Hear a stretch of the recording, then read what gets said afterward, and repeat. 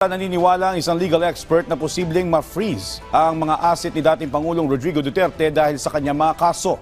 Sa panayam ng Radyo Pilipinas kay ICC Assistant to Counsel Attorney Cristina Conti, sinabi nitong nakasalalay sa mga prosecutor kung maghahain sila ng mosyon para hilingin ito sa korte.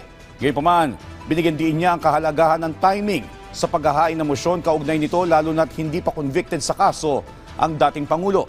Samantala sa usapin naman ng mga ihaharap na witness, inilatag ni Atty. Conti kung sino-sino ang mga posibleng mapabilang, kabilang na ang mga kaanak ng mga biktima ng umano'y extrajudicial killings.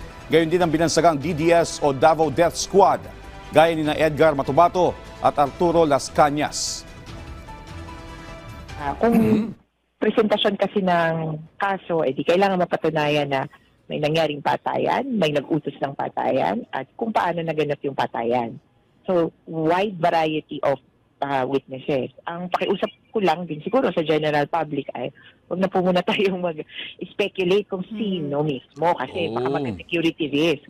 Pero siguro parang kategorya. So una, pwede ka magkaroon ng parang factual witnesses. Anong nangyari? Paano namatay?